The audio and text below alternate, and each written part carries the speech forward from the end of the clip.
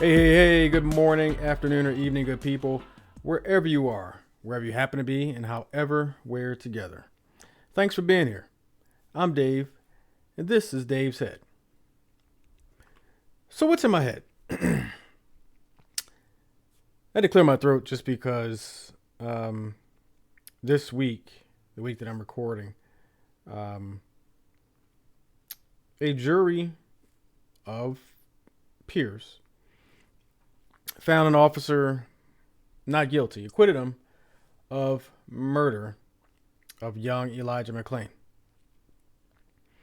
Now, Elijah McClain was a 23-year-old massage therapist.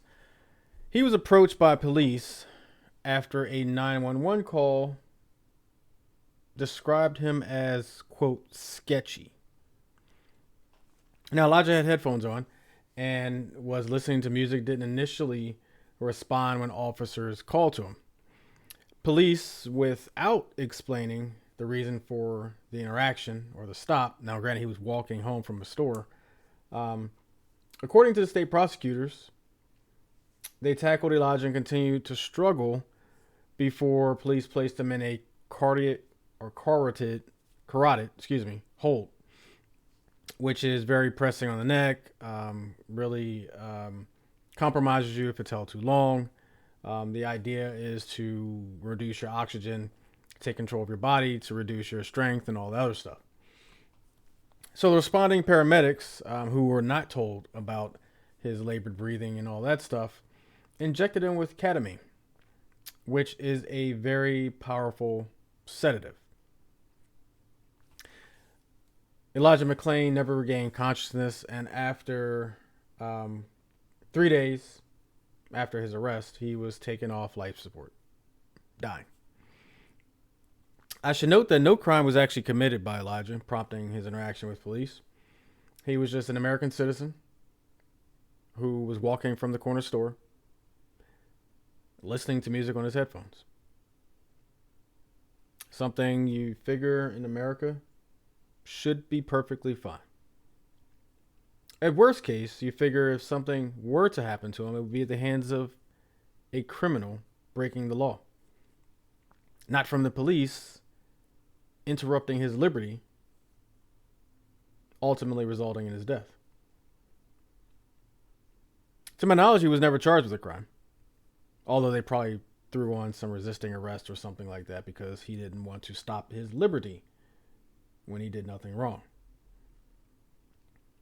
So far, one officer has been convicted. There are 3 separate trials for some reason. I don't know the exact details of why there were 3 trials. Maybe it's a choice of the defendants to separate themselves. But 1 police officer was convicted of murder, 2 been acquitted, and then there's 2 paramedics, the ones who injected and took care of him. Well, not really took care of him because they injected him with ketamine, but 2 paramedics yet to stand trial. My questions with this situation, as I do with a lot of these situations where police interact with citizens, and I think it's important to say American citizens in today's time, date and time, when police interact with people who aren't breaking the law, there's no accounts of Elijah breaking the law. The only accounts is someone who saw him walking with a mask, by the way, because I believe he was... he had some medical condition. It was the iron deficiency anemic. I think he was anemic. I think he had a mask on because he was anemic. But again, I didn't think that wearing a mask in public was a crime or criminal or could be criminalized. I didn't think wearing headphones in public was a really bad habit thing that I do. When I go to the grocery store, a lot of times I'll wear my headphones and listen to music because I just don't want to interact with people. I'm going there to get food. I'm in my zone. I'm trying to cook, so I don't want to hear anything else except music. But to this day, and everything I've done to research this before, I have not come across anything that said Elijah was breaking the law. The law of his county, the law of his state, the law of this country. He was simply going to the store and walking back home when someone decided to Karen the moment and say he looked sketchy, causing the police to interact with him. My question, though, is this. Why is it enough that someone can call the police and just say you look sketchy for them to initiate interaction with you? Why can't they sit there and roll up, sit a half block away or some sort of distance where they're visibly observing this person and wait to see if they observe them breaking the law before interacting with them? Why is it okay that a 911 call with apparently no clear emergency? I mean, looking sketchy, shoot, I could have just had a bad day, throw on some clothes and walked to the 7-Eleven. I might look pretty damn sketchy. But is that enough to stop my liberty? To interrupt my life? To interact with law enforcement? Keyword enforcement. There's no law being broken. And we have these conversations typically every time a black person, very specifically a black male, is killed by police. But anytime an American citizen, right? Because we're in these political times where America first, quote unquote, America first is supposed to be it. And rights, although it seems like only Second Amendment rights are the only one anybody cares about. Voting rights, First Amendment rights, the right to life, liberty, and pursuit of happiness, nah, not really that important. But why do you have to look over your shoulder going to the store? I don't live in walking distance to a store. Well, technically I do. But I don't live in comfortable walking distance to a store. But if I decided to one day walk to my nearest store, should I be worried that someone's going to look at me because I'm walking on a grass or sometimes pavement side road? Call the cops and say I look sketchy, causing the police to interact with me, and am I going to be a victim? See, the problem I have is, and I've said this before, and if you go way back to my first season of this podcast, we had a law enforcement officer on, and we talked about this. The presumption that the police are making the right choices all the time. And it has to be proven that they don't. Just like it's just simply enough to say, I feared for my life, which literally is the card this cop pulled that was acquitted. He literally said, I feared I wouldn't go home to my wife and daughter. I believe it was wife and daughter. It was at least wife. And that's justification enough for any physical form of violence, including death. Forgetting for the fact that Elijah broke no laws, so there should not have been an interaction with him to begin with. I don't care if there's some Karen out there saying he looks dingy, he's not wearing a 7-piece suit. It doesn't matter. 23 years old, just wanted to go to the store and come back home. And I'm sure there are people out there, why does it always sensationalize when it's police? Many more people interact with police and don't get killed. I don't care about those. That's what's supposed to happen. You don't get participation trophies for not killing someone today.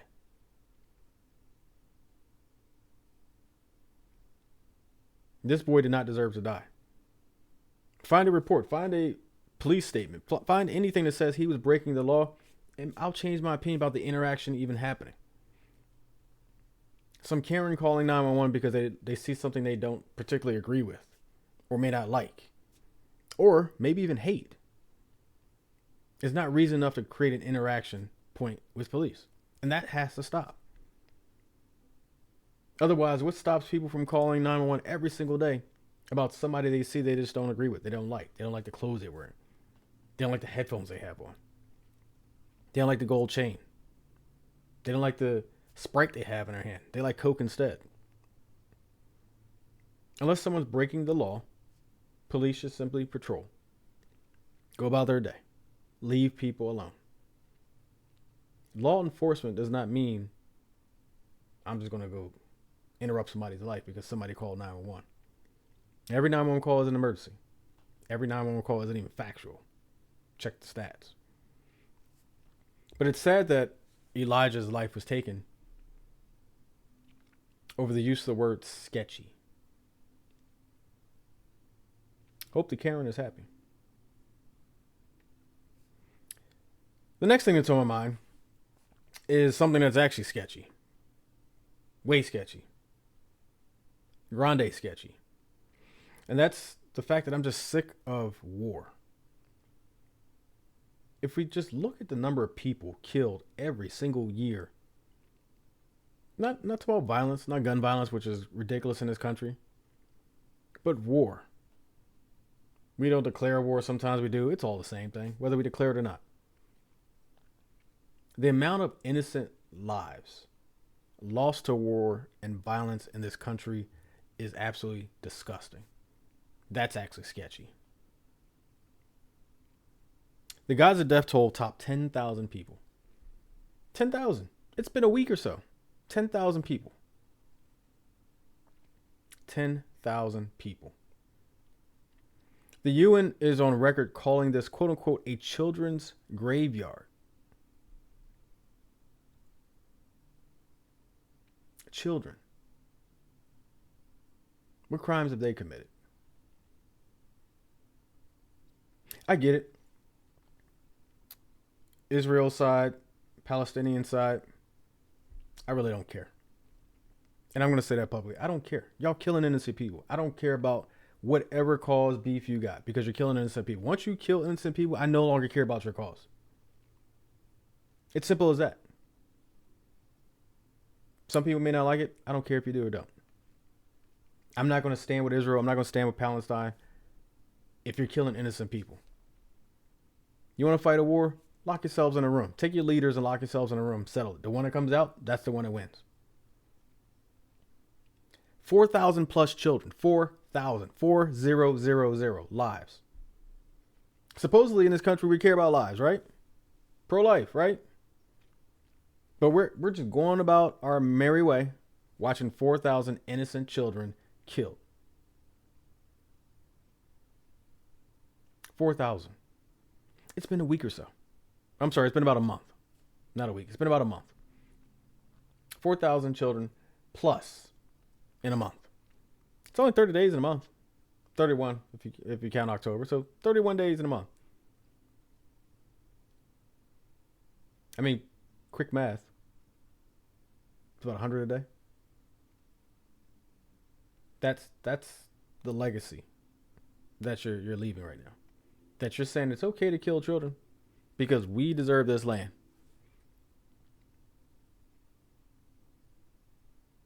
It's absolutely disgusting. And the UN is calling for, quote, a humanitarian ceasefire. The fact that we have to put humanitarian in front of ceasefire shows you how disgusting this whole initiative is.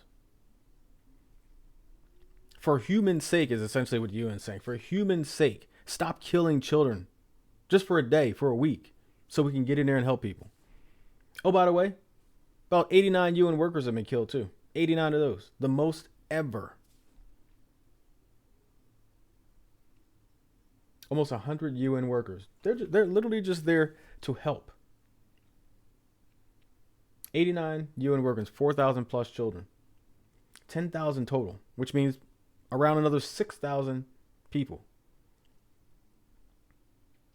And over what? Land, religion, power, struggle, oil, ports. I mean, if we want to be real and talk about what it's really about. Do the leaders, and I'm including the United States too, do the leaders actually care about those people? Or is it really about securing the ports to control the waters, to control the resources in that area? Isn't that what it always comes down into the Middle East? It's always about oil, money, resources, taking what's not yours. I mean, what other reason would there be for people to be extremely comfortable with 4,000 children being slaughtered? 4,000 in the name of what exactly? What is the purpose? I've heard leaders from one side say they just want to eradicate him, destroy him. It's extremely sad. And listen, I don't pretend to have the power or intellect to be able to snap my finger and just say, This is what needs to happen to bring peace in this world. One, humanity is too greedy, too power hungry, too selfish for realistically for anybody to think there's going to be peace in this world in any time in the near future. As long as money is the root of all success, not the root of all evil, people see it as the root of all success, money. They see it as the root of all power, money. And as long as there are ways to get that, whether they include going through bodies or not, people are going to do that. As long as truth has no place, my late uncle used to say, truth has no place in a house full of lies. He used to say that all the time. Pretty sure it would apply in this situation. What's in My Head is brought to you in part by Digga Movers, your safe and swift moving company. An A-plus rated one-stop shop, licensed and insured moving company, providing local and long-distance services on the move. For more information, visit their website at www.diggamovers.com or call 1-888-77-DIGGA. That's 1-888-773-4436. The last thing that's on my mind is actually something positive. But it's different. Unconventional Thanksgiving. By the next episode, which will be the last episode of this season, by the time that drops, we'll be struggling to escape our respective comas. Because the next episode drops on Black Friday, aka the day after Thanksgiving. Now, the last few days, by choice, by circumstances, I've kind of gotten away from hosting the big dinners I'm used to doing. I'm used to having family come in from different places, different parts of the city, even out of town sometimes, and hosting just huge dinners. All night before, I'm sitting there prepping. The morning of, I'm doing more prepping. I'm cooking all day. By the time I'm done, my kitchen looks like a literal bomb hit it. Even though I clean as I cook, you just can't prepare for that much stuff. But I'm used to doing that. And as, you know, as I've kind of gotten into the selling of my house and changing states and all those things, I've kind of stepped back from hosting the big dinners. I used to do a New Year's dinner, which kind of kicked off the new year. And, you know, I had my family come around. We'd all talk about what we loved or what we appreciated about the year that just was closing and our plans for the new year. And maybe I'll think about doing that again this year. But I've done Chinese for New Year's. Amazing New Year's. Had a just brought in the new year, relaxing, feeling loved, and having Chinese. I've done restaurant takeout for Thanksgiving. Shout out to Maggiano's because I love their salad. Now, granted, when I did that last, and that's not the first time I've done it, but it was the last time I'd done it, or I did it. I was preparing to sell my house and move within like 2 weeks. So I had started packing up everything. There was boxes everywhere. I had the table cleared, and that's all it was. I had my dad and my sister over, I believe. That's all I had. But to me, it's gotten more about who I spend these holidays with and not necessarily how I spend them. Now, listen, I love cooking. Cooking is my thing. I love having big chunks of my family around for the holidays, eating great food and them stuffing themselves and wherever they sleep where they fall where they sleep, whatever. Making nice little punches and drinks and eggnog and all that stuff. I love that stuff. I love just having my family around. However, I've kind of gotten okay, at least for now, with doing something a little smaller. Maybe going to a friend's house or getting together with a couple friends and just grabbing some catered food. I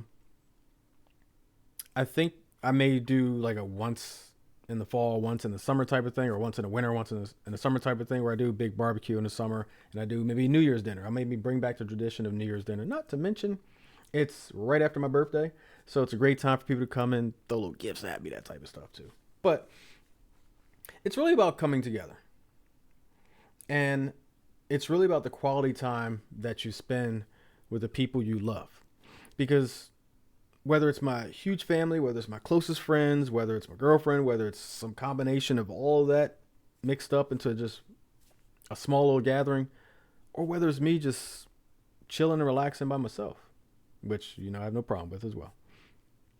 It's really about quality time. And listen, sometimes I don't do it that way. You'll see me take a trip. But if I need time for myself, where I'm just spending an entire holiday by myself, then that's my decompression. That is what it is. Very rarely you'll see me just take a trip somewhere. But it's about the quality time, right? And so whether it's a big dinner with a big prep and a big cleanup and people staying in guest rooms and inflatable mattresses, or it's Chinese takeout or catered takeout and you got the dishes and you're just pouring some wine and sitting there laughing with friends, or if it's about just you taking time for yourself, it's about coming together. It's about the quality time because life is so short and quality time is so precious. And so, how you spend these holidays coming up matters because memories, listen, you don't know how much time you have to make memories with different people in your life. And so, while you may spend a ton of time with this person or a ton of time with this side of your family, maybe it's time to go spend it with the other side of your family. Maybe it's time to go hang out with these other friends, or maybe it's time to, you know, take time for yourself. Whatever it is, coming together isn't just about other people. Sometimes it's hugging on yourself. But I'm looking forward to Thanksgiving this year. I'm looking forward to my birthday trip right after. I'm looking forward to my birthday right after that. I'm looking forward to New Year's right after that. It's a big whirlwind month because you know how I do. This is why we don't have an episode in December because December is my birthday month. It's a month long party.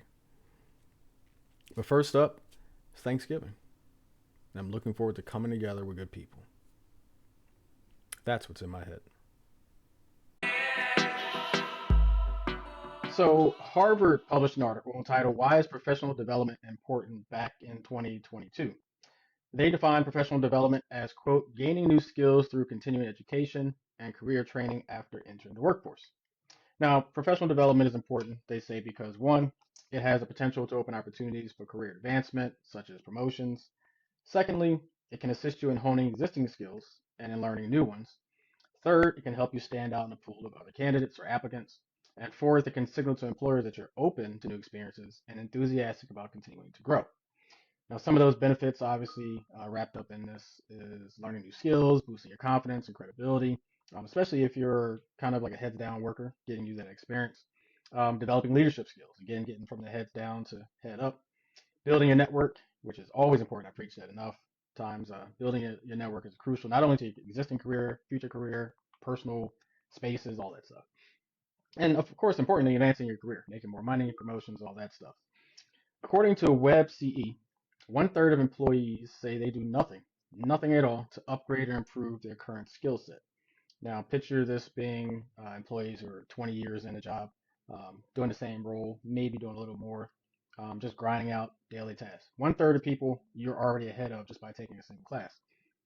Taking advantage of professional development, continued education, and planning for your career, you've already got a leg up on these third of people. Now, we're talking about career development and so much more today with my guest, Tiana Sanchez. She is the CEO and founder of TSI LLC, Tiana Sanchez International, a number one best-selling author, executive coach, corporate trainer, and keynote speaker. She has number one best-selling books, Undefeatable and Effed Up. This is rated R, so we can say the full word. The Upside of Failure, and host of Like a Real Boss podcast. Love the word boss. Tiana Sanchez is executive coach and corporate trainer. Welcome to Dave's Head. How's it going? Thank you for having me. It's going great. Thank you. Good to be here. Uh, I'm excited to talk about. So, first of all, one of my passions is, besides giving back and paying it forward, is advancing or talking to youth or young adults about doing more in their careers, not just sitting around stagnant. We don't exactly live in that. My dad worked for the same company for 33 years world anymore, which is true. My dad worked for the same company for 33 years and then retired. But one of the cool things about technology, which is the space that I'm in, is that 6 months from now, your knowledge may be obsolete and may not even be as hireable as it was 6 months ago. And so I love talking about that stuff, especially with the youth, kind of getting them out of that rut. But I'm happy to have you here. Before we get started, like I always do, I like to have my guests tell the audience about themselves because I can never do it justice. So if you could take a moment, tell the people who you are, what you do, and what you're about. Yes, so I essentially help mature and growing organizations solve complex people problems. So, right up your alley to help improve retention and reduce turnover. So I started at the ripe old age of 17, working at Hot Dog on a Stick. I don't know if they have that where you are, but maybe some of you. It's like an In and Out. Have you heard of In and Out?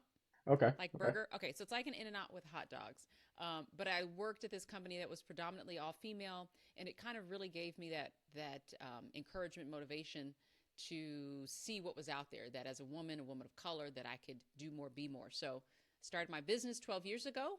We've worked with tons of organizations, delivered over 100 talks and presentations for Fortune 100, Fortune 500 company, colleges, universities, nonprofit organizations.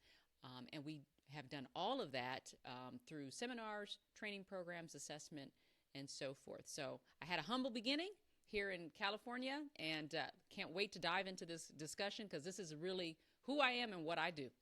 Okay. So I do want to talk about hot dog on a stick because before your background and reading your background, I had no idea, never heard of this place. Just a little bit about, is it literally just a hot dog restaurant, fast food restaurant? Okay, so you're really going to have to Google this because Okay. I'm going to tell you, but I cannot fully give it the credit that it is due just by describing it. But hot dog and stick was started in the 40s, 1940s, like Okay. In and Out. And the concept was a very simple recipe. It was like a corn dog with lemonade. So you go to the beach, corn dog, lemonade, you're playing volleyball, all that good stuff. And so that literally was Hmm. how the company was started. The first location is still there. But what made it really cool, Dave, is that we had these really bright uniforms. So that was the brand. And so we wore, it was like yellow, it was like striped. It was yellow, blue, red, and I want to say white. It was like the colors of, the United States, but also like lemonade. It was supposed to elicit this very fun, energizing, emotion. And we had the Okay. very cool hats. The hats were our Like the signature. ship hats? It wasn't a ship hat. It was like, I'm trying to think. It was actually like from the 40s. So I don't know if you ever watched I Love Lucy, but when it was the episode when they were in Europe and they had the potato sacks and the hats. Yep. Yep. Okay, so how high that hat was kind of like how high our hat was, and it was very colorful. And so our signature hat and our uniform and the way we made our lemonade was like a secret. Like we used to use this very metal plunger in a big jug, and we would literally pound on this jug with the lemons, the water, the sugar, and our special ingredient. And people would come by and see. And that is so it wasn't just the lemonade and corn dog, it was the experience. Okay. Because I was about to say, isn't it just lemonade, water, Oh or not no. lemonade, Oh lemons, no water, no and no. sugar? Okay. Oh no. It was a Okay. whole experience. So it's not Chick-fil-A lemonade. It's something completely different. Oh no. Mm-mm. Because Chick-fil-A lemonade is like liquid crack, I'm telling you. But okay, They're so good, but yeah, no. hot Ours dog is on a stick. was Now is that killer. just West Yeah. Coast? No, it's actually all over. They have it in a lot of different states. It used to be, I want to say, maybe not in all 50 states, but certainly half of those states. Over the years, it's dwindled because a lot of people, it was in the malls. And as you know, a lot of people do online shopping now. So you have not a lot of people are in the malls anymore. So I think it's reduced. But yeah, there used to be, different states, but definitely a West Coast thing for sure. West Coast states have them. So essentially, you're saying Google is my friend. Just look them up and I'll get all the info I need. All you have to do is put hot dog on a stick, and you will see what I'm talking about. You might even see a picture of me in Okay, there. Who okay. knows? But so let's keep it on hot dog on a stick. That is you talked about that's where you started. How did that help you to build your leadership qualities, coaching, training, lead to your company? How was that the catalyst or foundation? I'll say, not catalyst. So, yes. Imagine you're in high school and you get a job offer and you work at this company and they tap you on the shoulder and they say, hey, would you like to be a manager? Now I'm in high school and, I'm playing sports. I'm getting ready to graduate, trying to save up to buy a car, paying for my braces, all that wonderful stuff. And that's when the opportunity came. It was the opportunity that would literally be the foundation, as you described, that propelled me to what I'm doing now. And it was really a moment where I was at an intersection of uncertainty and excitement. And sometimes we find ourselves there. I'm sure your listeners, where you're in a moment where you're excited about the opportunity, but you're also uncertain because you've never been there before. It's unfamiliar territory. And I'm a high school, I'm a teenager. And someone says, hey, here's the keys to management. I'm going to give them to you willingly. And I honestly didn't respond immediately. I said, can I get a day to think about it? And I did. And there was the one thing I said, I don't want to live in regret. I don't want to have a what if on my shoulder. Well, what if you said yes and I said no? What could that have led to? So at 17, I said yes to the opportunity to manage, and I went on to work for that company for about 8 years, and I worked as a manager. I worked as a regional manager. I worked, I want to say maybe before even manager, like assistant manager, and I kind of leveled up over the years.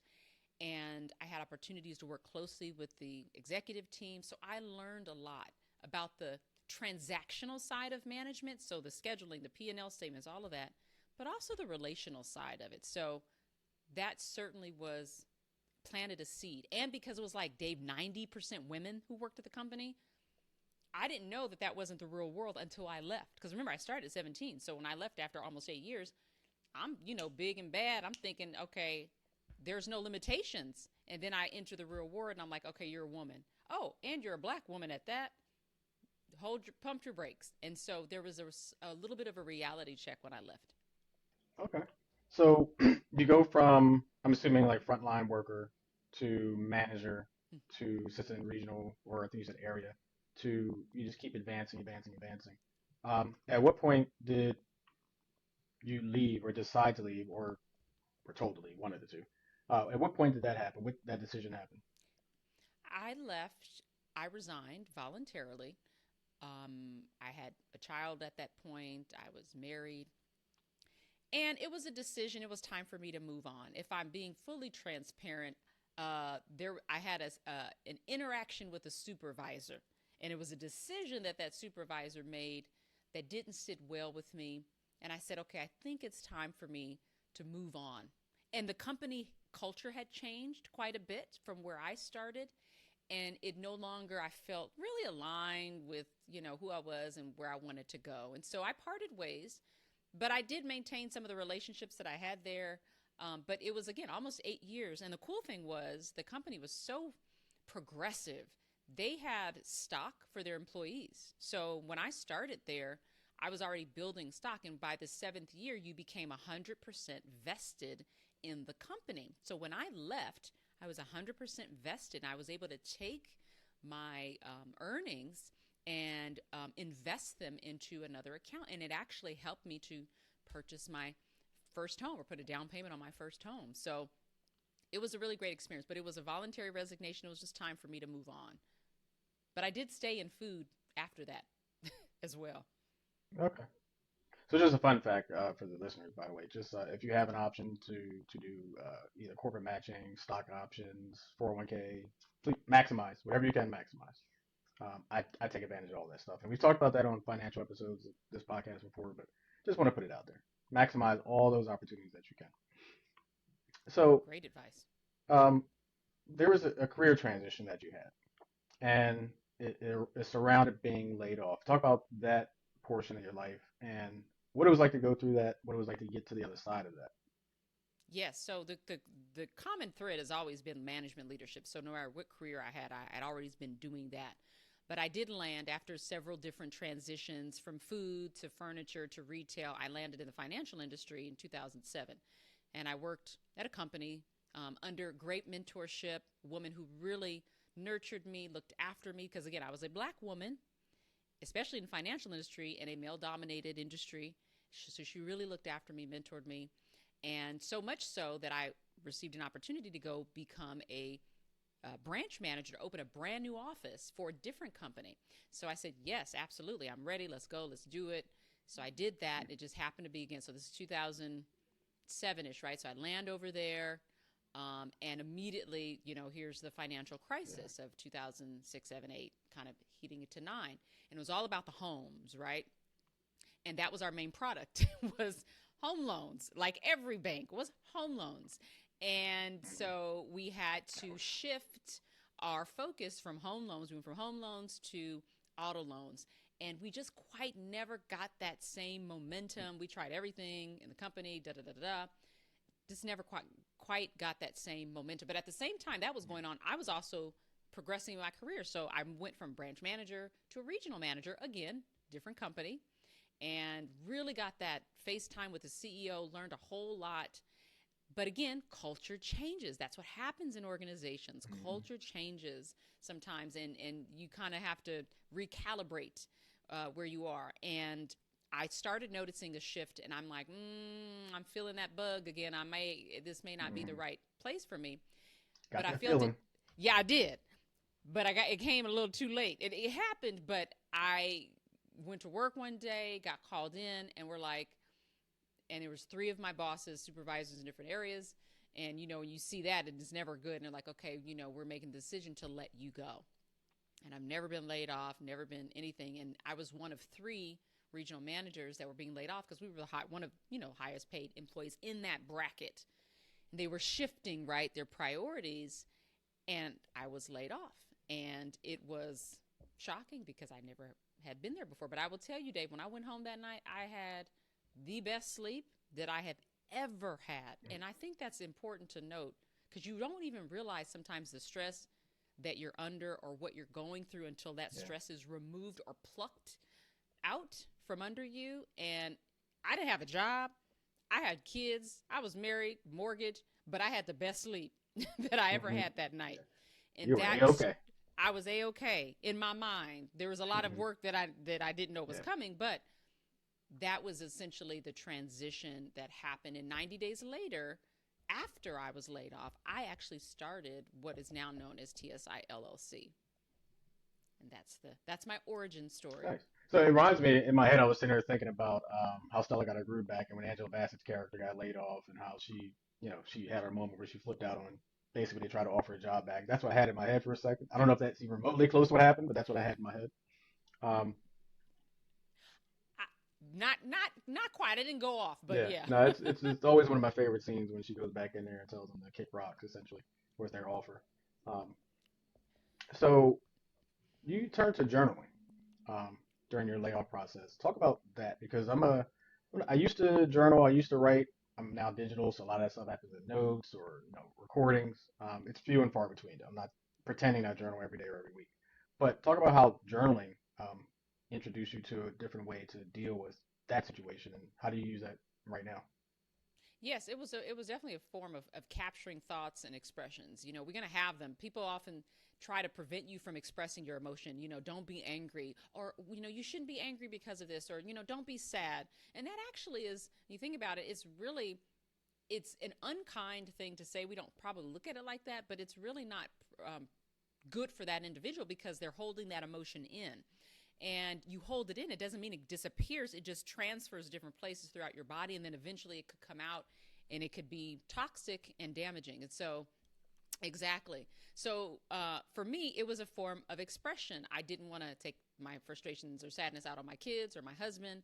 And so put pen to paper and just kind of, started jotting some thoughts down and started thinking about what I was going through at the time. And I was a kickboxer. And the idea of I was feeling very defeated having laid off. Like I said, I did start my business, but in those 3 months prior to that, it was like the reality set in. You ain't got no job. And here you are, and you having to figure out how to restart your life again, your career, what that looks like with all these responsibilities. And it was competitive too, because again, a lot of people were laid off. Remember, financial crisis, a lot of people lost their jobs. And so a lot of people were in the market, very competitive. And I have no degree. I have no, not even business experience in terms of being an entrepreneur or starting my own business. But I came in there with some minuses.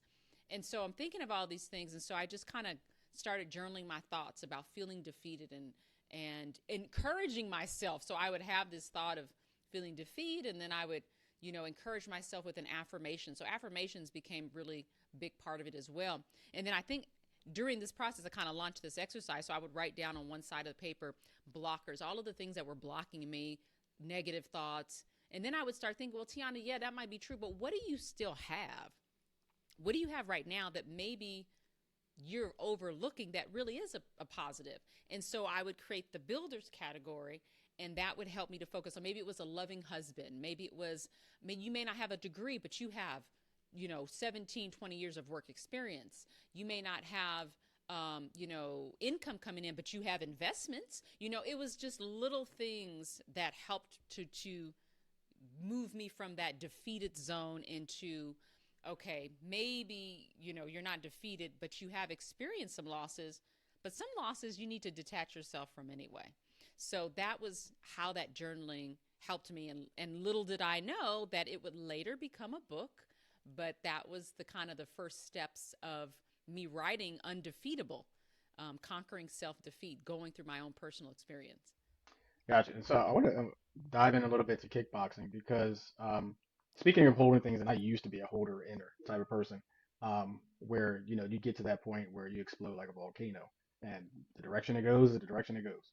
Um, I played football for a number of years, so football was always an outlet, but also working out. Traveling became something I became a little obsessed with because the beach will calm me down easily.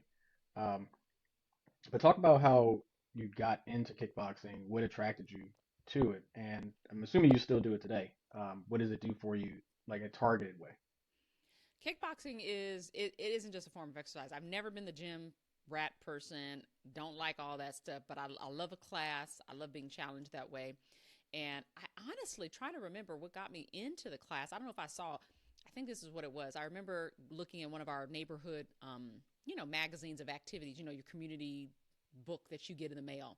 And I'm looking for classes or something. And I think I landed on, I was like, oh, this looks interesting. I'd never done karate as a kid. I never did any of that. But the idea of kickboxing seemed interesting to me. So I remember going, met the sensei, and he was a cool dude. And I really vibed with him, liked him a lot, and started taking his classes. And it was something about like just punching, it was something about the kicking, the punching, like just digging your heels Hmm. in. It wasn't aggression. It was more empowering, if that makes sense. It didn't feel like I'm beating somebody up and, ooh, I get to hit somebody. It Hmm. felt empowering. And so with that, I just continued. And Hmm. so I started, I want to say before, so I remember kickboxing when I was pregnant with my second son at like 7 months. And I remember people would look at me in class, were like, if she can do it, we can do it. I just had to Yeah. modify it, but it was great. And then I continued to do that. And I since then that particular dojo has closed, and so I don't do it as much. To your question, I had started doing it a little bit early this year. Just thought about it like literally yesterday, Dave. Like, oh, I got to get back into kickboxing. Still love it. Hmm. I still got a good mean hook, little mean Okay. uppercut. My kicks are a little weak right now, but Hmm. But you can dig I some can get. heels. Yes, I can get in there. But that was a big part of, again, that finding that centering me. Because if you ever kickbox or box, there's a stance that you have to take. There's a posture and a stance that you have to take. There's your arms have to be positioned a certain way to guard your face. There's a certain way you have to move to prevent a hit, right? And for me, all of those kind of examples spoke to me in my real life. Like, I have to posture myself. I have to duck and dive, the obstacles that are coming in my way. I got to cover and protect myself, because even protect myself from my own thoughts, but from naysayers and people that saw me going down this new path, this new career transition, that were like, well, why are you doing that? That doesn't even make sense. So I kind of had to protect myself. So it all made sense to me. And that's, I think, a great example of why that transitioned into a book, because it breathed life back into the my story. Yeah, they call that the sweet science in boxing, hit not getting hit. Um, the other thing I want to drill down on really quickly, you talked about the apprehension or anxiety, probably better words you had during the layoff period where you're thinking, I don't have a degree, but I have 17 years experience. And talking about career development and shifting to there a little bit, um, I grew up in a time where it was get a degree, get a degree, get a degree. Now we've kind of shifted into where experience actually is almost, if not more valuable than a piece of paper that says you can do something or you're knowledgeable about something. Can you talk about degrees versus experience or certifications even, and how important those differences are? Yes, I've always advocated for experience, and I think I was slightly biased because I knew that's all I had to offer. Yeah. But I knew there was something to experience, real world experience. I also believe there was importance in having some level of education, some book knowledge, some things that you're being taught that you can learn. So I looked at it as like edX, education experience. You have a little bit of both. I do see now, though, that you have students that are graduating college that are coming out with these degrees and a lot of book knowledge, but not a lot of experience, like zero or minimal. And they are challenged finding the right position, which is why you have college graduates that are not even pursuing careers in their chosen field. They're landing jobs elsewhere because they don't have the experience to do that. So I truly believe in both are good, but you can get experience different places. You can get education different places. So I remember when I started to promote myself during the career transition, the question that I hated the most that was always asked, where'd you go to school? And I know they weren't talking about high school. I wish they were, but it was like, where'd you go? Where'd you graduate? What's your degree in? And I hated that question because I knew I didn't have an answer. I didn't have a degree. I didn't graduate from anywhere. I went to a junior college, but that was it. And I always felt somewhat inferior, somewhat like not educated enough, not advanced enough, not that someone would look at me like, oh, let's move past her.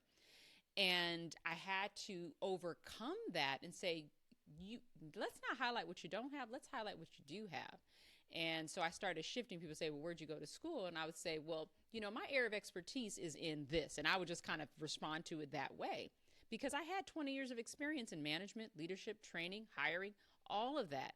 And then I did, Dave, take some courses. I took certification courses. I took courses to help me become a better a coach, because that's a really big part of management. So I did have certificates. I became channel partners with other companies to teach on certain management and training programs. So I did that. But it was a challenge to overcome that because there's expectations that we have and we put on other people, right? But everybody's experience looks different. See, I would have said hot dog on a stick university, but that's just me. Um, but so I have a somewhat similar story because when I graduated high school, went to college for 3 years, I had a job offer for what was my summer job, asking me if I wanted to take on a management position, and I'm a 20-year-old kid running up against six-figure salary. I said, hell yeah. Um, and then a year or so later, they went under. So now I'm out here in the world with my experience being in retail and merchandising, which had nothing to do with my career choice. And now I'm trying to break into IT back in the late 90s um, with zero experience and zero degree. And so I actually worked in IT for about 6.5 years before I went back to school, before I actually got my bachelor in computer science. And so I completely understand the degree, non-degree, experience versus experience. And I had to start from the bottom in QA, which is not my choice, but it was my way in. And so, just going back to careers and layoffs and transitions, what would your advice be for someone either in a layoff situation or either thinking about or in the middle of a career transition? Um, how not to get overwhelmed, whether it's about their career future, whether it's starting from scratch, going to a completely different career, or their financial future? Because a lot of times, whether it's layoff, you're not sitting there going, I'm going to be laid off in February, so let me save up some money. Um, it's not by choice. So the financial future or financial implications of switching careers voluntarily or non-voluntarily, or involuntarily, I should say. What advice would you have? Oh, yeah, that's a great question. I think I can talk about this from my experience, and I'll say a couple of things. I think to be proactive and then preventative and then reactive, Mhm. because I think once we find ourselves in a career transition or layoff, the sense of urgency heightens. So now you're being reactive. But let me start with the proactive. One of the things that people can do now, because no job is stable. You can't, even what I do as an entrepreneur, Yeah. you never know. The landscape shifts, political climate, economic climate, all of that can impact me at any moment, just Pandemic. like anybody. So always, yep, absolutely. Always keep your resume, LinkedIn profile up to date. If you have a LinkedIn profile, resume, bio, always keep it up to date and make sure that it's a living document because you never want to be caught off guard. That's one of the things that you can do. Keep and maintain your relationships. I think it's important that you stay in contact. Sometimes you don't hear from people. Someone gets laid off. Hey, let me reach out to my contact list. Well, you haven't heard from them in 10 years. So my goal, my tip for you would be maintain those relationships, nurture those relationships. It doesn't mean you have to meet with them every month or even every, couple of months. Just, tap in, check in, send a text message, send a Christmas card or something, but keep those connections alive and breathing. And then something you said earlier, which was about the development. always look to invest in your development. You don't have to wait till you get laid off, right? So you can listen to a seminar, you can read some books, you can take a course. There's a lot of places that offer some free or paid courses. Put another feather in your hat. Again, think about, oh, here we're going to be, our future is heading down this AI path.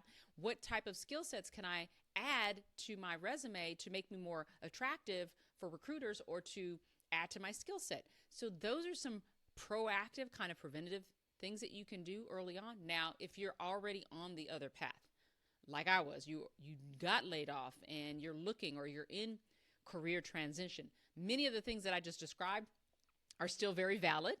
Coupled with that, now you have this anxiety, this maybe concern about where you're going to go, right? So I would tap into, again, LinkedIn is a great source. Not only is it great for updating your resume, but it's great to connect to groups, connect to opportunities. It's also a good opportunity to reset, recalibrate. I used that word earlier. So recalibrate. Is what your next career path that you choose, is that where you want to be? Maybe where you were isn't it really where you wanted to be in the first place, or you were just there because it was a paycheck, you had stability, you had dental, medical, but now you get to kind of shake things up a little bit, and you get to flip it upside down and say, okay, well, now I get to reset and recalibrate.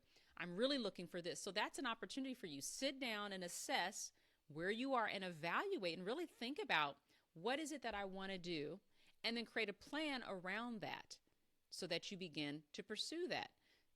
Tap into those relationships, because if you did what you were supposed to do, you can reach out to those folks. A lot of people still get connected to opportunities through people that they know. When it comes to your mindset shift, there's an exercise that I walk, like I just shared with you, the blockers and the builders. It's easy to get caught up in what you don't have. I don't have my job anymore. I don't have my income. My medical and dental is going to be cut off after COBRA runs out. All of those things that, come across your mind. But when you only focus on the negative, we have thousands of thoughts that come through our head. And most of them are negative. So you have to combat those negative thoughts with positive ones. And you can do that by really sitting down. Here's what I do have. Here's what I have going for me. Here's what I can tap into. Here's what I can leverage. And believe it or not, you will have a list of those builders in addition to the blockers, but you will have a list. You just have to sit and think about it. We overlook a lot of things that we have going for us. So those are some things that I think anyone who's experiencing transition can do. And that's not everything, but that's a good start. Yeah, and I one of the things I tell people is Udemy is a great resource. They have a lot of free training. They also do these ridiculous deals that they send out, and you can get $100 courses for $10. And even if I have no time to do these courses, a lot of times I just pay that $10, and they'll just sit there in my learning bucket, if you will. And when I get a chance to go back, I'll just go back. And the problem with that, obviously, is in technology. 6 months later, going back, it's not going to work for me because it's already out of date. But if I have time, say a month from now, I'm going on vacation, I have time to just sit around on the beach and that's the ideal. Sit on the beach and read these things or listen to these things. But that's what I try to do. I have this other rule. I have many rules, but I have this rule where connecting to social media with current coworkers is something I don't do, with the exception of LinkedIn, because it's just it's supposed to be a different environment, although some days I question that. But um, what do you think about that? Just because an insight to your personal life, whether it be the way you think, the way you carry yourself, your extracurriculars, organizations you're a part of. Um, when you go for a job, most of the time they're researching you anyway. Um, but to those networking connections you spoke of, my thing is I connect to you after I work together. That way, nothing that happens while we're working together can clash or anything like that. But to keep that circle open, I introduce you into my personal life afterwards. And it's actually worked for me where I contracted in for a long time. I'm full time now, but I contracted for a long time. And so I worked for a company. I left, went to another company. They were merging with a company in Baltimore. Promised me 3 ways a Sunday during an interview, we're not moving this division over to Baltimore. 6 months later, they said, we're moving this division to Baltimore. And so I refused to take a train every day to work in Baltimore. I had no desire to live in Baltimore at all. So one of the connections I had happened to reach out 2 days after I found this out, said, hey, how's it going over there? I said, well, they're moving to Baltimore. He said, what do you think about coming back? We could use you over here. And so that was a way that connection worked. And we've actually worked together This is our third time working together now over a span of 12 years, just from that one connection. Long, long way to get to my question. What do you think about social media in general with your network? Do you separate your personal from your professional? Do you tangle the two? What's your thoughts on that?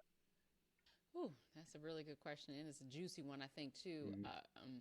I'm going to start with LinkedIn first because I've had LinkedIn forever. Yeah. Before it is what it is Oh, yeah. now, but I've had LinkedIn forever, and I've always used that as a Hmm. professional platform to connect with people. And so I've always been open to connecting with people that either I've worked with or people that I haven't worked with that see something we Hmm. have some alignment. Hey, you do this, I do that. Okay, yeah, let's connect.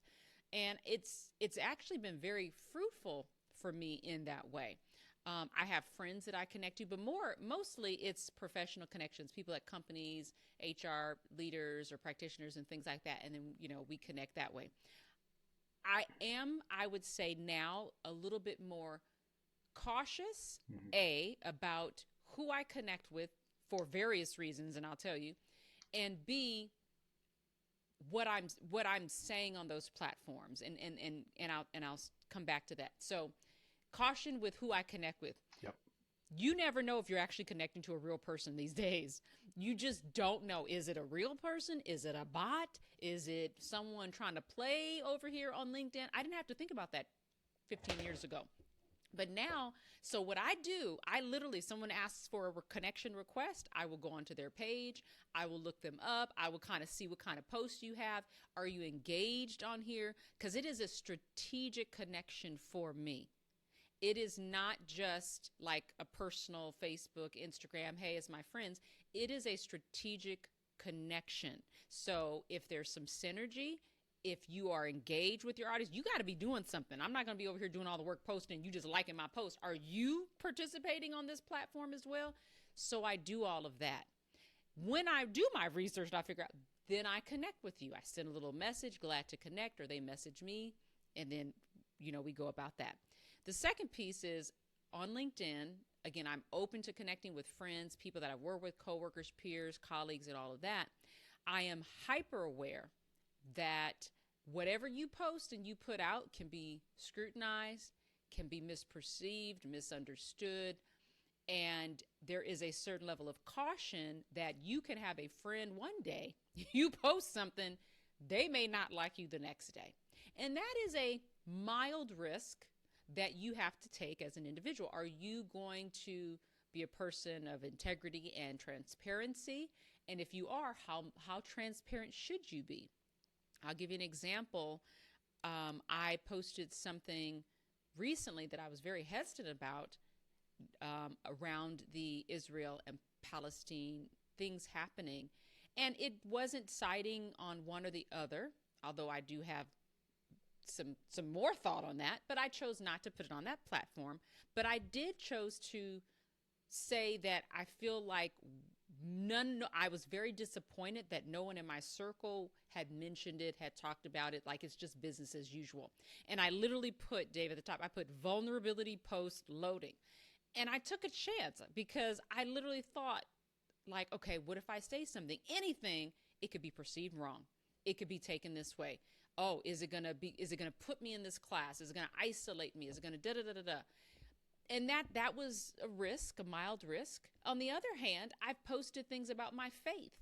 And to my surprise, that's very transparent, very personal. To my surprise, many people that I've worked with will say wonderful things. Oh my gosh, this is so true, or yes, amen, or I believe in da da da da. And I never knew what their faith was because we just worked together. They're my client. But it opened up a door for a different kind of conversation. So for me, it is strategic connections. I am willing to take the risk. I am an entrepreneur, so I don't report necessarily. I don't have to report to anybody. I know it might be different for those that work for others. And I do believe in being transparent to a certain degree. I don't think everybody needs to know everything about what's going on in your life. I don't necessarily think that's important or necessary, but I do believe in transparency. Yeah, I've graduated, I'll say, to being a little less open than I've been in the past. Um, I think just recent years experience, things I've gone through have kind of shuttered my doors just a little bit onto how open I am. But I'm always transparent. And one of the things with LinkedIn, I typically keep it strictly professional, but the fact that I have this podcast and that I share that on LinkedIn opens me up because I share very, forcefully my personal opinions about a lot of topics, a variety of topics. And speaking of the Israel-Palestine thing, that was kind of the opening of my last episode. And so I've gotten a couple messages about because I didn't really take a side, but like you, the more this is going on, the more I'm like, all right, come on, what's going, I'm starting to feel for one side here. Um, Mm-hmm. but and it's something I talk about actually in this Right. opening for this episode as well. But it's yeah, I mean we got time, right? We Yeah, got we can go time. there. But it's one of those things now. Facebook, Instagram, I'm a lot more open, and I also have many organizations I'm a part of. And one thing I try not to do is intermingle my personal and those organizations, with the exception of promoting them. Um, and in my professional career, I don't mingle, especially on this podcast, because there's things you sign to say you can't say this and blah blah blah. So I don't even want to play with that. Um, but let's talk a little bit about what you do for Black entrepreneurs. Because I thought this was kind of cool. You have I'm going to describe it wrong, it's basically a loaning um, system to help young Black entrepreneurs. So talk a little bit about that because it's kind of exciting to me. Yes. So I sit on the board of a nonprofit organization called the Black Cooperative Impact Fund. And I've been a board member, I want to say maybe a little over 3 years now. And that nonprofit organization's premise is to help build wealth within the Black community. And they do that through, it's almost like crowdfunding. So they do that through donations and contributions from the community with which these entrepreneurs are literally brought up into, or that where they have their businesses. So it's funded solely by these for everyday folks, so not VCs or anything like that. And we provide microloans anywhere between $5,000 and $50,000 for these small business owners. So it can be startup capital. It could also be hey, we've already been in business, but we need some capital to go to increase our marketing or to up our inventory or whatever it needs to be. And so we provide that for those in our community. And it's really great because we get to see how the money is helping them to grow and develop and build their business to thrive. And so that was the goal, is that we should be able to do this for Black people, by Black people, for Black people in that community. So it's specifically in Los Angeles or Los Angeles adjacent. And again, it's Black Cooperative Impact Fund, and it's a phenomenal company or program.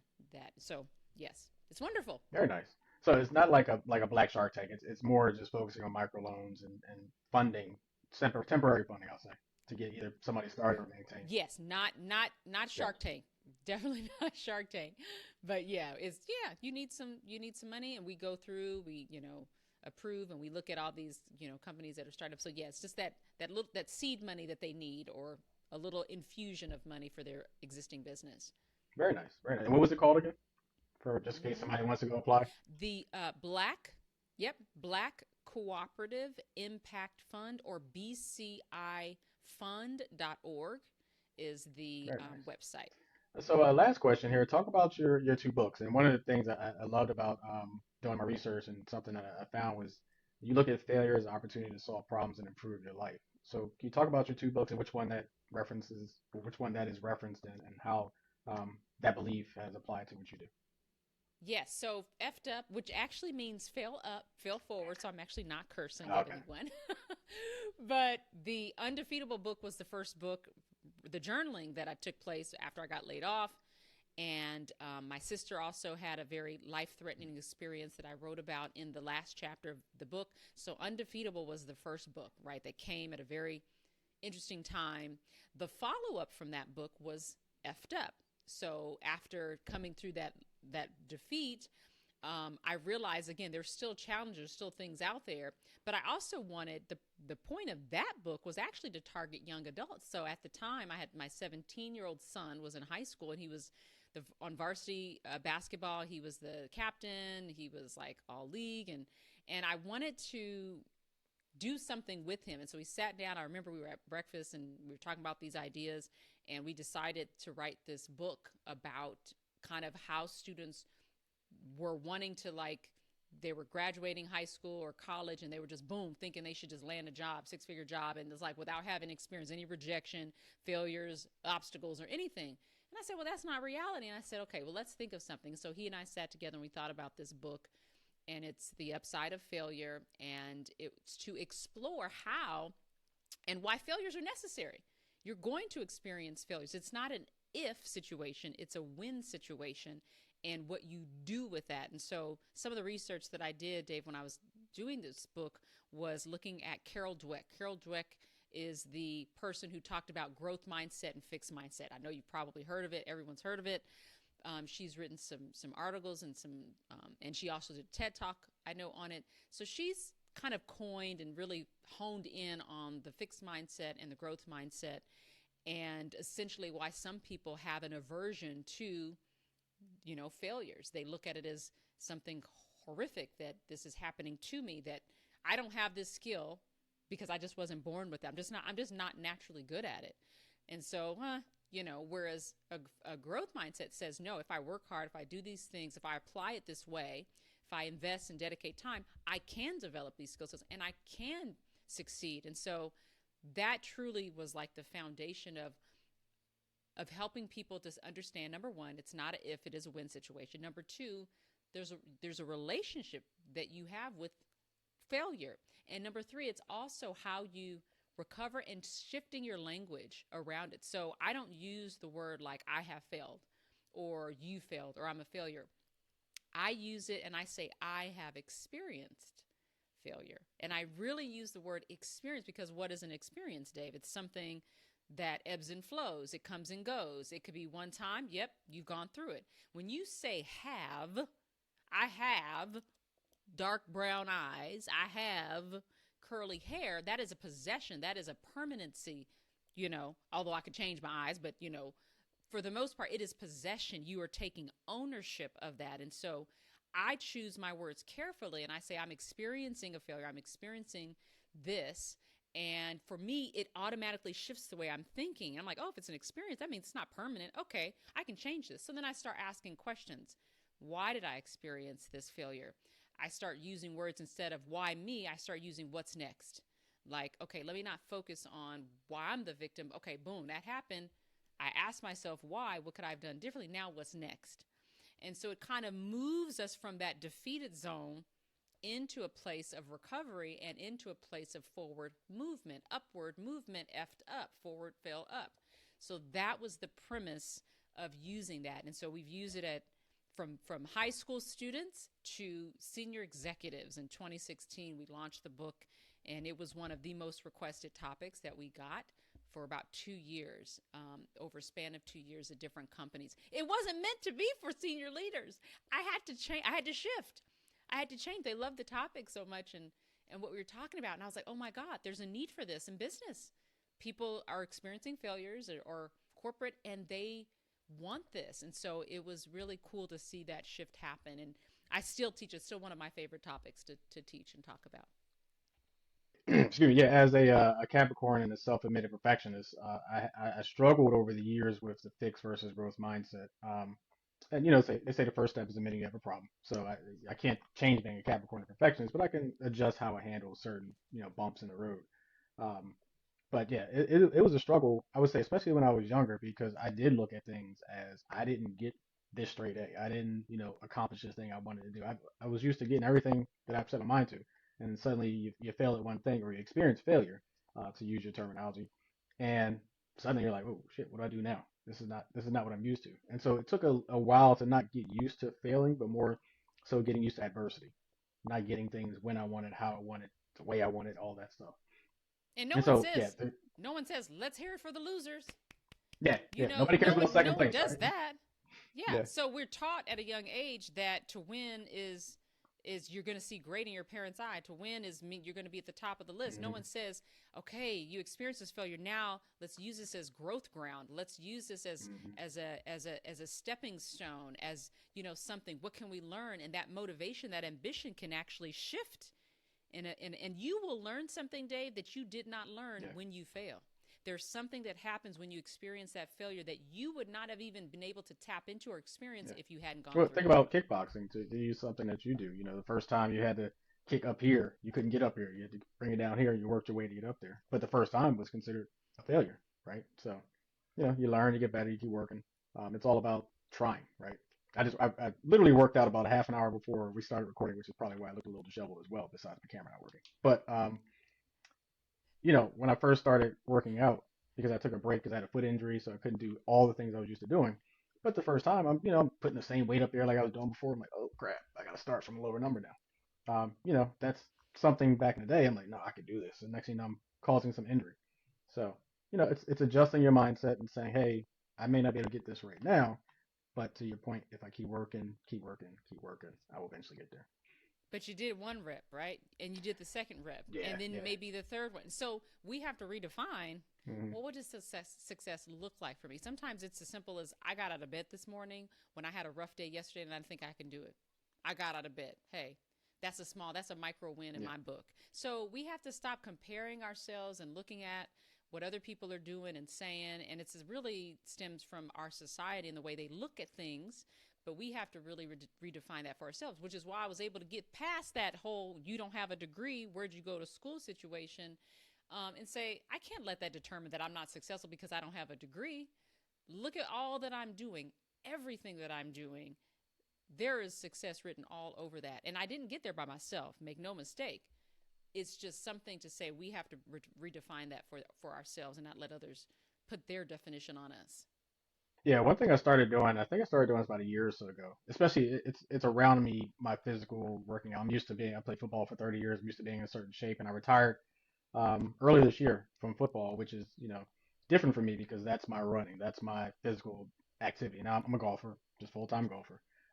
But one of the things I started doing was rewarding myself for consistency. I didn't feel like getting up out of bed, and I like to work out first thing in the morning, get it done and over with. Although I'm doing twice a day this week, but I didn't feel like getting out of bed and doing my yoga and ab workout this morning.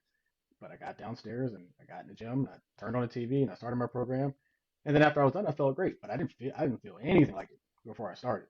But it's just to me, it's all about consistency. And if you stay consistent, regardless of what the goal is, eventually you'll get there, or at least you'll make progress. Even if you fall short, you'll make enough progress where there's growth. To your point. Consistency is so important. Back here, I'm trying to think, on one of my bookshelves is one of the books that I just read. Right here, this one right here, Atomic Habits. Hmm. Just read that book. Not sure if you read it. Friend of mine recommended it for me. Fantastic book, to your point, about consistency and developing habits. And it is not always about what you feel like doing, but there's things that you can put in place so that you develop and create these habits for yourself. But yeah, totally get you. Like, I'm feeling some kind of way right now because I'm usually in certain shape. I'm convinced my clothes are shrinking though. I just it's not me. It's not me. Hmm. I'm convinced my clothes are shrinking, but I'm in this place like, okay, it ain't where it used to be. And so I have to shift my mind. Okay, well, you got up today. You did your 3 miles. That was successful. You may not be where you want to be just yet, Yeah. but you're making progress along the way. So, yeah. Yeah, it's the baby steps. Now, as far as consistency, and I'll end it on this. I wish that I could get more consistent with my bedtime because that is one of the biggest struggles in my life. Um, I have I set a goal last year to get in bed, not sleep, but just get in bed around 10:30 on average. If I'm in bed before 11:45 midnight, that's like a win now. So it's just I don't require a lot of sleep. My body is so used to years and years and years of 5 hours, 5.5 hours of sleep. I would like to get up to six and a half though. I mean, I feel like I deserve it at this point. Um, but yeah, so that's the end of the Q&A segment. And Tiana, my next segment I'd like to do, my guest is called First Thoughts. But First Thoughts is brought to you in part by SRE Solutions, simple solutions for complex problems. For over 15 years, SRE Solutions has provided today's solution to prevent tomorrow's problem. SRE Solutions will provide you effective, efficient, robust, and reliable business intelligence, application website design, and PC support services. For more information, visit their website at www.sresolutions.org. So, Tiana, what First Thoughts is all about, and for my listening audience, like I always say, if this is your first time tuning in, shame on you, but I'm happy you're here. The way this works is I provide a word or a phrase to my guest. The idea is what's your first thought. As I always say, I don't provide this up front because that would ruin the idea of first thought. Um, so, Tiana, you ready? I'm ready. All right. As always, I like to start with the softball one, and I'm actually flipping the order because we kind of touched on this a little bit already. So I want to see what your first thought is. The era of one company careers. What's your first thought? Oh, I don't have the era of one company careers future. Okay. And feel free to, if you want to Oh, elaborate at all. is it should it be a phrase? Oh Okay, yeah, okay. I didn't as know if it much was or a as little as phrase you or a want. word. Okay. The era of one company, oops, careers. I don't have really a lot of thought on that. Um, I don't know what that I think I don't know what that means. So One just company somebody careers. working in the industry, doing something like my dad, 33 years working for one company. That doesn't really happen that much anymore. Yeah, definitely antiquated. I don't think that is something that we will see a lot of in the future. I think it's like 2 years max, and people are probably heading out. Yeah, I always Jay. wonder about that too because we're told that we're supposed to go to college, get a degree, work for a company, 401k, retire, cash out. But if we're going from company to company every 2 years, most likely we're not rolling this thing over to the next company. We're cashing out, taking a 20% hit or whatever, and and we're looking up at 60, 65, like, oh, I got to keep working because this Social Security ain't cutting it. Um, so I always wonder about that. If people are, Right. yeah, and I think it's okay. I Like think I people are had a conversation, diversifying. I think 2 episodes ago, might be like, no, it was 2 episodes ago, with an entrepreneur who said he started his entrepreneurship by cashing out his 401k and started investing in houses, um, which is an option. I mean, if you cash out a couple $100,000, you do something with it, great. Don't go, get a cocaine and go to Vegas for 6 months, but really bad example. But don't do something like that and waste your money. I guess is the point I'm making. Um, next first thought, let's talk about self promotion. What's your first thought? Self promotion is a good thing. It's not cocky. It can be done confidently, and it can be done assertively. I think if you don't self promote, people will fill in the gaps for you, and they'll begin to tell your narrative and your story for you.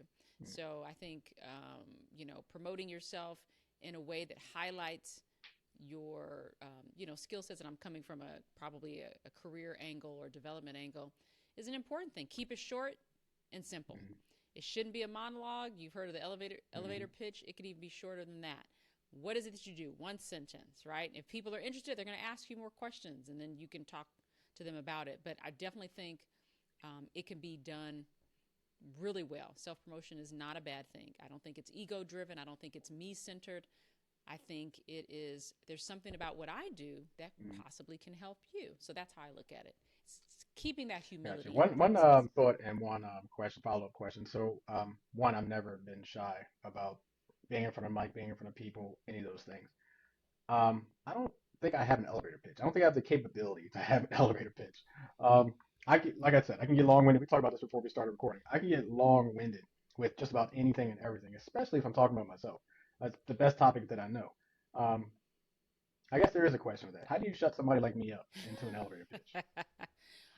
How do you help someone develop an elevator pitch, or how do Probably a you better way to phrase that question. Yeah. Yes. So I who you are, what you do, and the value that you bring. You only need those three things. Who you are, so your name, Mm-hmm. right? Who you are, what you do, podcast host, or get creative with it. Great cook, Um, traveler. you know, Yeah. yep, Hmm. yep. I'm Dave, podcast, host, and I help people tell their stories so that they can enlighten and empower the world. I'm making that up. I don't know that to be true, but you did it. And who you are, what you do, the value that you bring. Another cool technique that I use is someone mentioned it's like putting two things together. A friend of mine, he's an artist, he does music, and we would always like he I would say he would say, "Oh, this new artist just dropped an album, some," and I'm like, "Oh, I've never heard of them. Who are they like?" And he was like, "Oh, it's like so and so meets so and Yeah. so." And then as soon as he did that, I was like, "Ah, I got it." And so you can even do that. It's where blank meets blank. It's where you know sharing your story meets blank, or it's where a rocket scientist meets this or whatever. You can really literally fill it in with whatever you want, but it's a cool way for people to kind of get just a quick snapshot. You're marrying these two statements together. Like, what do you do? Well, it's where newscasters meet interviewers. That's what I do. I'm in the sweet spot, right in the middle. So those are two quick ways that you can do that. Second question. So this is the actual question I had. You have someone who's the opposite of me, the antithesis of me, right? shy, not really great at self-promotion at all. How do you get that type of person out of their shell to self-promote, to help themselves advance in their career? Well, if they're just shy, because there are introverts out there, let's say, or someone who just, is reserved, I would say, well, have someone else describe me. Like if you describe some of my characteristics or traits, what I'm good at, and maybe ask a few friends and kind of, jot those things down. And even though they may be shy, they still have to communicate with the outer world, which is why I think having that kind of one sentence is something that can be easily done. You can put it on your LinkedIn profile for others to see it. You don't necessarily have to articulate it. If you're that person in business and you're just not a great self promoter, find someone, hire someone on your team that does that really well. And I've seen a lot of people do that. I'm not great selling, but I'm the CEO of my business. Okay, well, you hire someone who does that for you, who that's their strength. So even though they may not be that self promoter, you still got to interact with the outside world unless you're living somewhere really secluded and there's no people around. But if you're like the rest of us, you have to interact with people, you go to work, all that good stuff. You can come up with something, a one sentence statement, business card. Here you go. I like that. I'm the CEO. Just tell me what checks to sign and where to go. Everything else you handle. You market us. I like that. All right. Last first thought. The opposite of what we were talking about. Career suicide. What's your first thought? Career suicide. My first thought is, well, what does that mean? Not because I don't know what it means, but I mean, like the book, losing and failing. I do think there's moments where you need to leave, that you need to disconnect from something.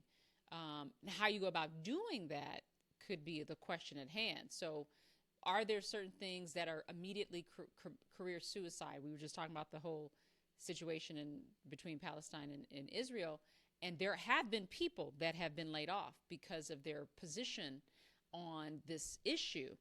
Some might say that's career suicide. Some might have said taking a stance for Black Lives Matter in 2020 was career suicide for them. Posting a certain picture or image or sharing a thought or something like we talked about earlier, being too personal can be career suicide. So I asked the question, what does that really mean, or what does that say? Does that say more about you, or does that say more about others? And I do think that you need to sometimes cut ties with people. And maybe it's just the word suicide that I'm struggling with, but I think there's a time and a reason for people to cut ties. Okay. No, I think in the conventional sense Mm-hmm. of career suicide is like self-sabotage or not doing the job you're hired for, or it could be you leaving a company and you just give everybody a middle finger on your way out. Um, Little fun fact story, true story actually. So my girlfriend actually just left her job literally yesterday was the last day, and we were sitting on my couch over the weekend, and I was telling her about this AI bot that I came across to write different things, and we put in some words around resignation and all that, and you can pick the different personality that you want this letter or message to be conveyed in. And I think we picked sarcastic, and it was basically like, "I'm thankful to finally be leaving this place. It's been driving me and killing me inside." Just, I mean, that was the gist of it. That's kind of what career suicide means. You're not calling that company for a reference. They're not giving you one if you do that type of thing. But yeah, that's what I was kind of thinking with career suicide. But Mm-hmm. on a side note, these AI bots are hilarious with what they can do. Yes, yes. And it is, I mean, again, and like you said, I love that you have the first thoughts because it could mean different things to different people. It could be Mhm. different perspectives. It could be, yes, we know what this looks like on paper, the definition of it. I can go online and but someone else might even have an entirely different thought or different way of looking at it or thinking about these things. Mhm. So I love that you do that to kind of explore different insights from a range of different guests that you have on. So that's very Cool. cool. It was fun. Thank Thank you. you. So that's the end of the first thoughts. And with this season, speaking of a girlfriend, we started something this season called TO or Turnover First Thoughts. TO First Thoughts, which turns over the power of first thoughts to my guest to ask me a first thought.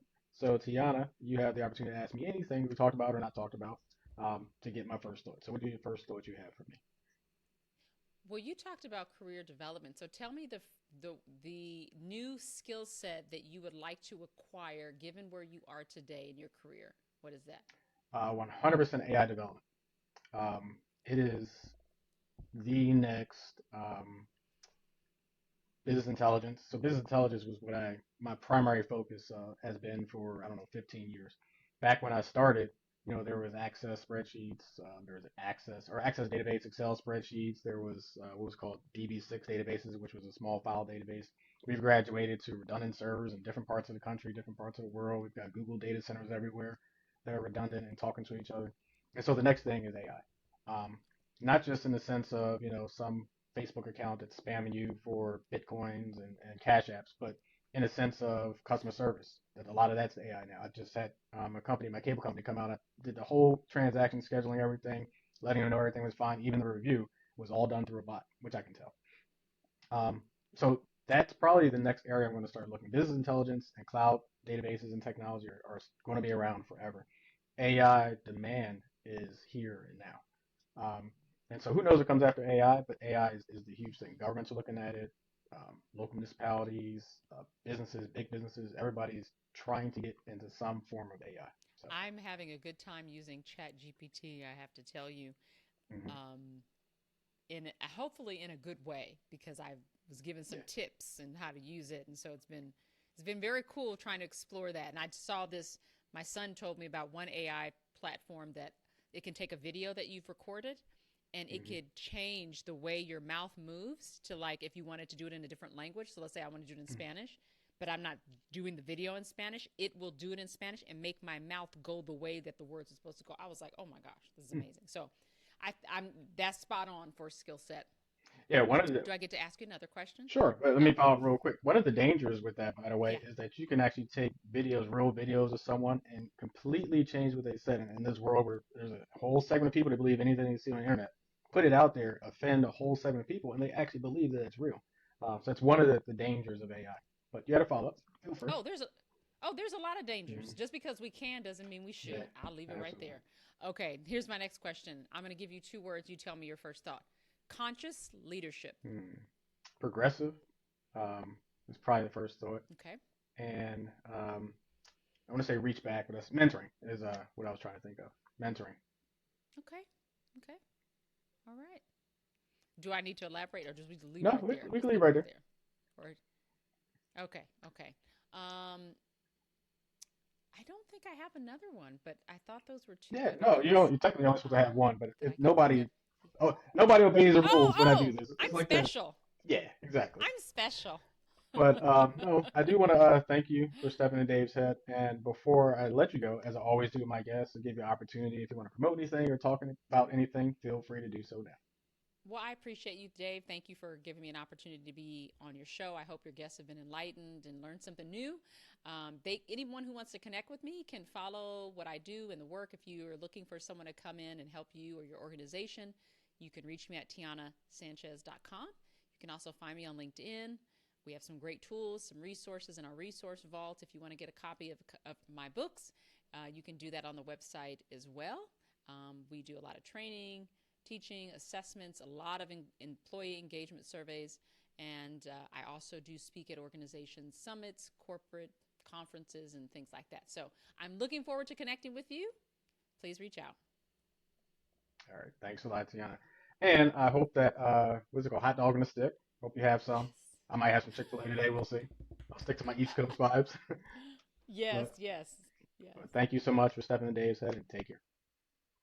Thank you. You too. My favorite segment of my podcast is my GRIN, which stands for Great Reason to Be in Love with Now.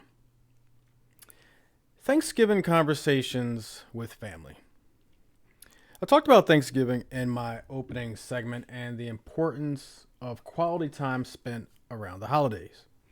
One of the things that I think we often shy away from are real conversations with those who we love. It's a holiday. It's not the time. I barely get to see them or talk to them. It's not the time. They're going through something, or I am. It's not the time. I think there's no time like the present to have conversations with people who we love.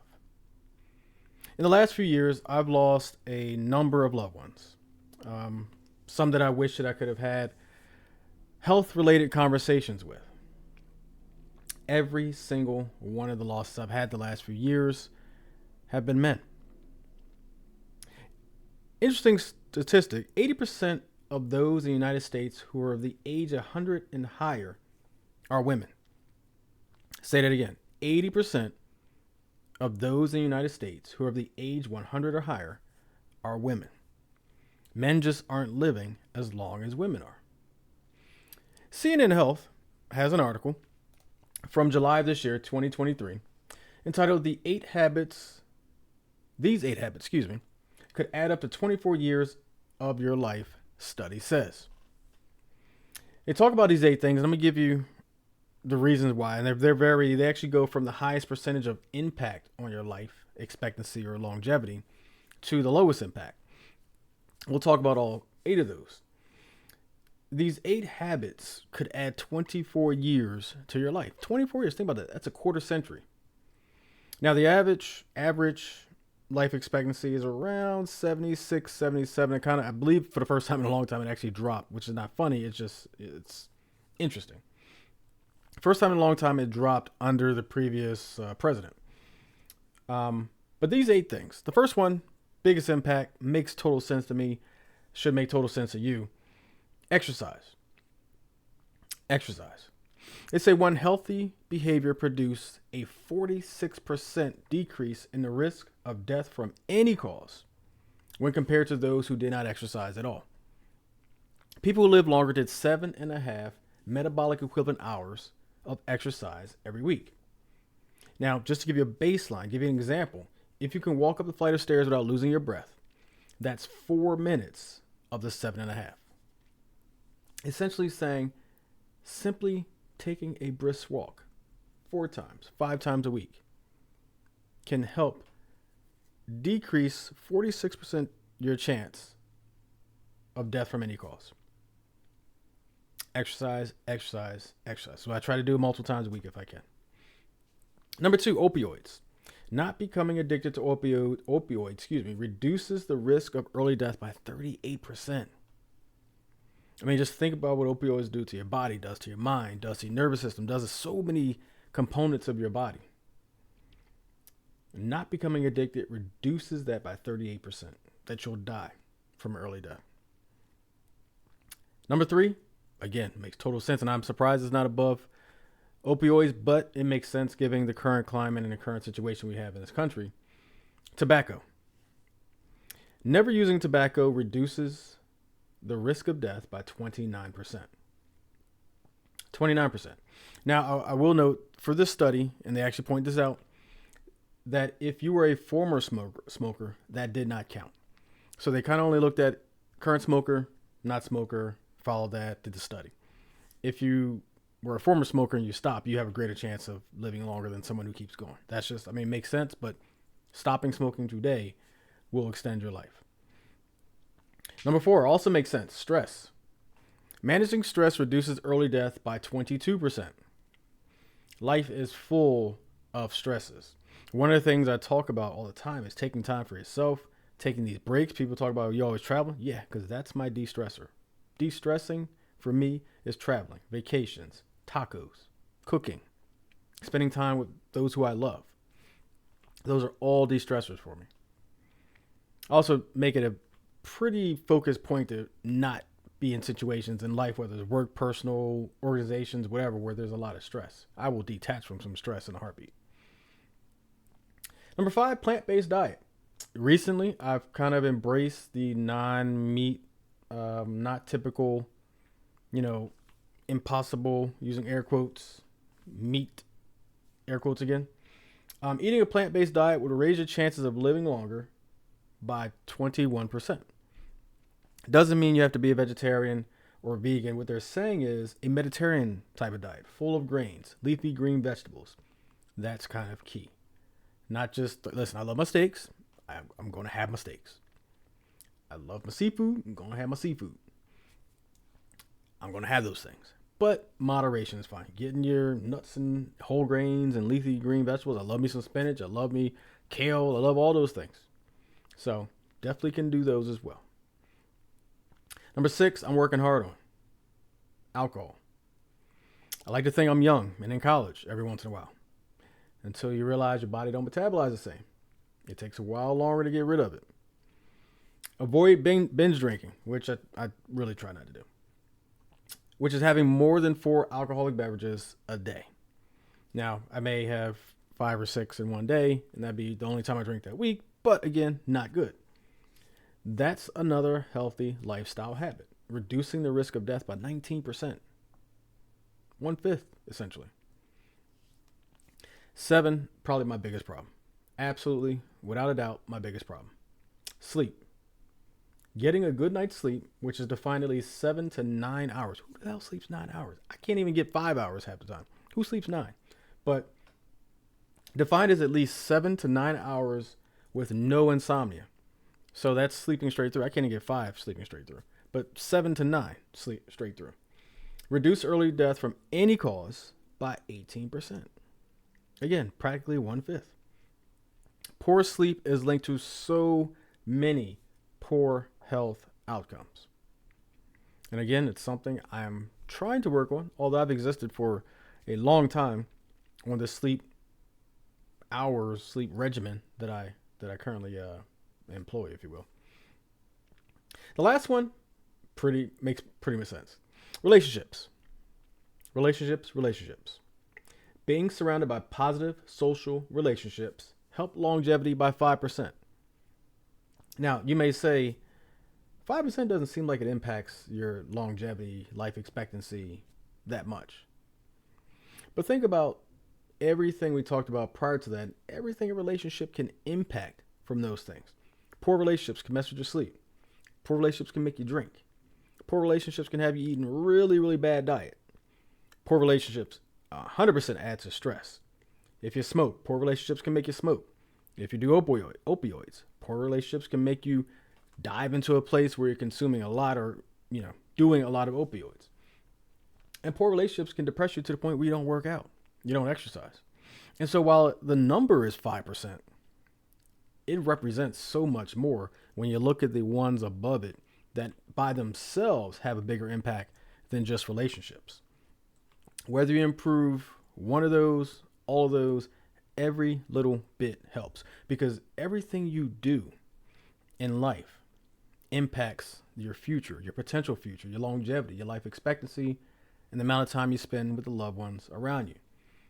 And so what I'll say is, as we come up on Thanksgiving, if there's conversations you've been meaning to have about someone you care about, someone you love, who may, in one of those 8 areas, may not be doing the best things for themselves, take time.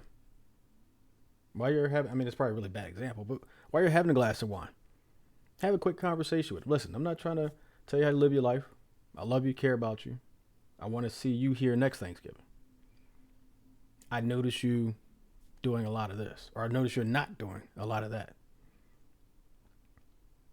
Drop them percentages. Rewind back, drop them percentages. Hey, you doing that smoking? That's 23. I'm thinking I'm getting the number right. 23%. I go back and look. 29%. 29% chance that you can live longer, increase your life expectancy just by stopping those cancer sticks, as I call them. Have the conversation. Don't be afraid to have the conversation. Have time at a football game if you're watching a football game. Step outside if you got great weather.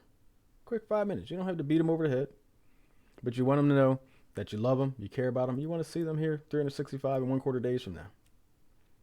It's that simple. I want to thank Tiana Sanchez for stepping into Dave's head and having a very great conversation about leadership, about how using failure as a way to improve your life, not seeing it as a detriment, not seeing it as an end, not seeing it as something that you can't recover from, but using it as a springboard to doing so many great things in leadership, career growth, and all the things we talked about. You can find her on Facebook, Tiana Sanchez fan page, Instagram, Like a Real Boss Lady. Boom. All one word. Like a Real Boss Lady on Twitter, Like a Real Boss. And you can find her on LinkedIn at Tiana Sanchez. Support our sponsors, Digga Movers, for all your safe and swift moving needs, local and long distance, insured moving company. And SRE Solutions for all your PC support, antivirus, website design, network cable runs, and so much more. Check out Digga Movers at www.diggamovers.com and SRE Solutions at www.sresolutions.org. And if you're interested in sponsoring on Dave's Head, reach out to me on any of my social media and we can make it happen. So coming together, effed up, and conversations. All great reasons to be in love with now. Have a great Thanksgiving with your families. That's all for this episode of Dave's Head. New episodes release on the second and fourth Friday of the month. For all things Dave's Head, check out our website at daveshead.card.co. Subscribe to watch new episodes on YouTube or Spotify video, or to listen via your preferred podcast player, go to anchor.fm/Dave's Head Pod. Thank you for watching or listening. As always, enjoy life, because life should be fun. Take care.